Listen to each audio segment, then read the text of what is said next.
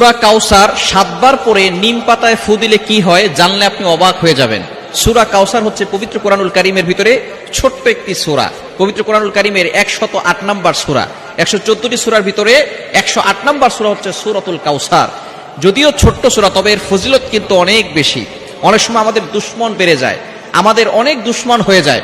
এই দুশমনকে ধ্বংস করার জন্য আপনি কিছু নিম পাতা সংগ্রহ করে 7 বার পরে যদি আপনি নিম পাতায় ফু দিতে পারেন, এই কিভাবে আমল করবেন এবং কিভাবে আপনি করলে আপনার দুশমন চিরতরে আপনার কাছে নত হয়ে থাকবে, আপনি জানলে অবাক হয়ে যাবেন। নবীজি সাল্লাল্লাহু আলাইহি সাল্লামের কিন্তু দুশমন ছিল। আবু জাহেল, উতবা, শাইবা মিলে সব সময় প্ল্যান করত কিভাবে মুহাম্মদ সাল্লাল্লাহু আলাইহি সাল্লামকে ধ্বংস করে দেওয়া যায়। এই সূরাতুল কাউসারের এতটা ফজিলত কেন? এমন সময় আল্লাহ পাক রব্বুল আলামিন এই সূরা কাউসার নাজিল করেছেন, যেই সময়টা নবীজি সাল্লাল্লাহু আলাইহি সাল্লাম খুবই কষ্টের ভিতরে ছিলেন। আল্লাহ পাক রব্বুল আলামিন সূরা কাউসার নাজিল করে নবীজি সাল্লাল্লাহু আলাইহি সাল্লামকে সন্তুষ্ট করেছেন। বলেন সুবহানাল্লাহ। Can you imagine? আপনি কল্পনা করতে পারছেন? নবীজি সাল্লাল্লাহু আলাইহি সাল্লামের ছেলে সন্তান যারা এই দুনিয়াতে এসেছিল তারা এই দুনিয়া থেকে বিদায় নিয়েছে। অল্প অল্প বয়সে তারা দুনিয়া থেকে বিদায় নিয়েছে। যখন এই সব সন্তানগুলো দুনিয়া থেকে বিদায় নিল, এবার কাফেররা বলা শুরু করলো, মুহাম্মাদের বংশের কোনো ছেলে নাই, মুহাম্মাদের এই দিন টিকবে না।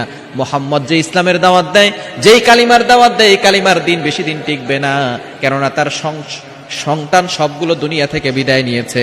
মুহাম্মদ হচ্ছে আবতার, নির্বংশ, মুহাম্মাদের বংশ নাই, মুহাম্মাদের এই ইসলাম বেশি দিন থাকবে না। তখন আল্লাহ পাক রব্বুল আলামিন নবীজি সাল্লাল্লাহু আলাইহি ওয়াসাল্লাম যখন মানুষের কথা শুনে এমনি সন্তান হারার বেদনা কষ্ট আছে, আবার মানুষের কথায় তিনি কষ্ট পাচ্ছেন, আল্লাহ পাক রব্বুল আলামিন এই সূরা কাউসার নাজিল করে বলেন, ইন্না আতাইনাকাল কাউসার, নবী হে টেনশন করবেন না, আমি আপনাকে হাউজে কাউসার দান করে দিয়েছি। বলেন সুবহানাল্লাহ। ইন্না আতাইনাকাল কাউসার ফাসাল্লি লিরাব্বিকা ওয়ানহার। আল্লাহ পাক রব্বুল আলামিন জানিয়ে দিয়েছেন আপনার জন্য নামাজ এবং কুরবানি দিয়েছি।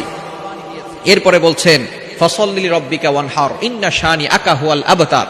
যারা আপনাকে নির্বংশ বলে গালি দেয় তারাই হচ্ছে নির্বংশ। নবী হে আপনি টেনশন করবেন না, আপনার সন্তান নাই, আপনার সন্তানগুলো দুনিয়া থেকে বিদায় নিয়েছে, এই জন্য আপনি টেনশন করছেন এই দিন থাকবে না। আপনার রুহানি সন্তান থাকবে, এই রুহানি সন্তানরা আপনাকে এতটা ভালোবাসবে, এতটা মহব্বত করবে যে আপনি দুনিয়াতে থাকবেন না, কিন্তু আপনার ইজ্জতের উপরে তারা চুল পরিমাণ আঘাত করতে দিবে না, নিজের জীবন দিয়ে আপনার ইজ্জতকে তারা হেফাজত করবে। সুতরাং এরকম নবীর ভালোবাসার পাগল উম্মত আছে না নাই? সুতরাং নবীজি সাল্লাল্লাহু আলাইহি ওয়াসাল্লাম কেমন সময় এই সূরা আল্লাহ পাক রব্বুল আলামিন দিয়েছেন, যখন তিনি কষ্টে ছিলেন।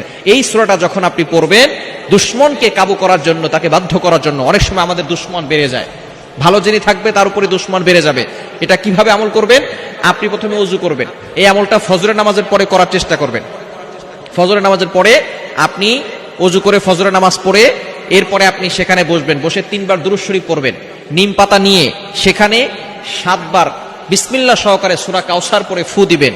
ফু দিয়ে ওই পাতাটাকে আপনার দুশমন যিনি আছেন তার কথা স্মরণ করবেন, তার একবার তার নাম উচ্চারণ করবেন যখন ফু দিবেন।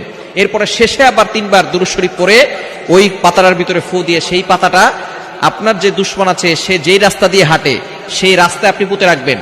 সে রাস্তা দিয়ে যদি আপনার দুশমন হেঁটে যায়, তাহলে আপনার দুশমন আপনার বাধ্য হবে, আপনি যা বলবেন সেটাই সে শুনতে বাধ্য হবে। এজন্য সূরা কাউসারের ভিতরে অনেক ফজিলত রয়েছে। ইয়াকিনের সাথে যদি আপনি আমলটা করতে পারেন, দুশমন বাধ্য হবে, দুশমন আপনাকে কোনো ক্ষতি করতে পারবে না। আল্লাহ পাক রব্বুল আলামিন মানুষ শয়তান বলেন, জিন শয়তান বলেন, সকল ধরনের দুষ্ট শয়তান এবং মানুষ থেকে আল্লাহ আপনাকে হেফাজত করবেন। এজন্য সূরা কাউসারের আমলটা ইয়াকিনের সাথে, বিশ্বাসের সাথে আমল করেন, অবশ্যই আপনি ভালো একটি ফলাফল পাবেন।